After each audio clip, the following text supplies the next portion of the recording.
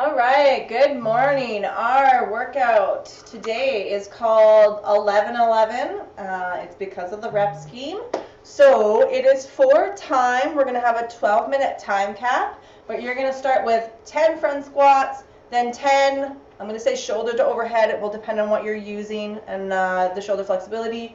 Then 9 front squats, then 2 shoulder to overheads, then 8, then 3. So you keep moving down with the front squat reps, and then you move up to 10s with the shoulder to overhead, okay?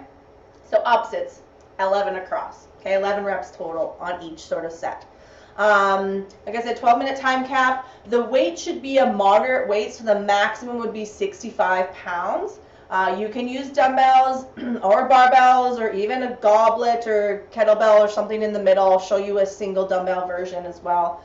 But sort of whatever you have available. If you're using dumbbells, we're not going to do the push jerk just because it's a little jarring overhead. We'll stick to a push press or a strict press, and you can also do that for barbell if you want instead of the push jerk. But I'll show you all three. Okay, so front squats. So like I said, you can use a single dumbbell, okay? If you're using a single dumbbell, you're keeping that close to your neck or your collarbone. It's sort of sitting on your collarbones and you're trying to keep the elbows forward. So this sort of mimics a little bit of like a front rack position in a barbell, but you get to have the hands on the sides instead of back at the wrists, okay? So that's one option. You can use, where's my other dumbbell? What is this one?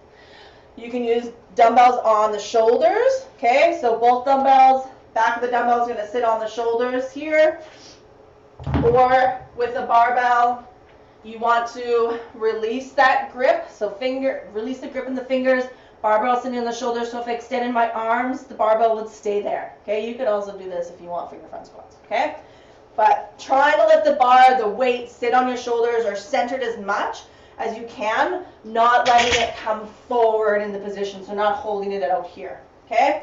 So whatever you're using, I'm going to use 2 dumbbells for my demo. You're focusing on keeping that core nice and engaged. So nice big breath, 360 breath, keeping that nice and tight. Feet about shoulder width apart. You're going to keep the elbows forward and the butt down. Okay, so try your best not to lean forward too much. Okay, do your best positions. Mine's not the greatest. Try to drive through the heels and stand up. So we're trying not to let the elbows roll or that chest come forward. We're doing our best to keep those up so that it'll be a little bit more quad dominant than posterior dominant for today. Okay, so that's your focus for the front squats. For the shoulder to overhead, so you can hold it all the same ways that we talked about. You're going to have a little bit of better grip on the bar. So let's say I'm using, or on the weight, so let's say I'm using a barbell. My elbows aren't necessarily up here. I'm just having a little bit of better grip. We still want those elbows in front of our weight, whatever we're using. We don't want to drop behind, because then the first thing we're going to do is we're going to press out rather than pressing up and back. Okay? Our overhead position, one thing to be careful with, I know it depends on the tightness in the shoulders, but try to bring it from here, so it's sort of in front of my chin, to straight up over my shoulders. So we want to create that nice long straight stack from the wrist down to the shoulders to the hips and my ankles. Okay, nice long straight line, the best that you can. Okay, so that's where we don't want to have those shoulders into ears. We want to bring them back and down and overhead. Okay. So options are, again, you can hold whatever you're using. Option R, strict press, so belly button down, everything squeezed nice and tight. Press overhead. Okay. Option 2 is doing a push press. So on a push press, we're staying nice and tall, dipping just a couple inches with the knees, and then driving in, squeezing our butt first before we go overhead, okay? So not too deep, okay? Not too much of a dip, just a couple inches, okay? And don't let that chest come forward and the butt come down. We want to keep those shoulders right over the hips. So just sliding down a wall, imagine there's a wall behind you, squeeze your butt first, then press overhead. Dip, squeeze, drive. Okay, if you are using, so that's the push press option. If you're using a barbell, then you can do the push jerk if you want to, but only if you're using the barbell. So everything's the same.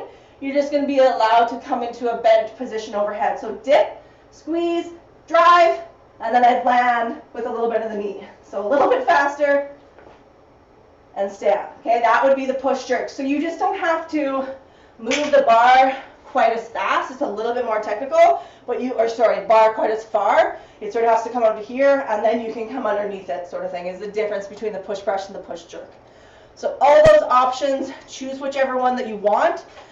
It is not going to be a fly and die workout, so take your time, pick away. You want to be able to do all your sets unbroken. You might have to break them up, like you might start with front squats and then need to break up like the 8s or 7s or something like that, or maybe the shoulder to overhead. Your shoulders are going to get tired, so you need to break them up. But straight off the bat, the weight should be easy enough that you can do them unbroken. I would try to take your breaks in between your sets. So 10 front squats, 1 push jerk, put it down, shake it out, then pick it up, and try to just slow and steady pick away and focus on quality of positions. Okay? That's it. Have fun. I'll put some options for warm-up and recovery in the comments.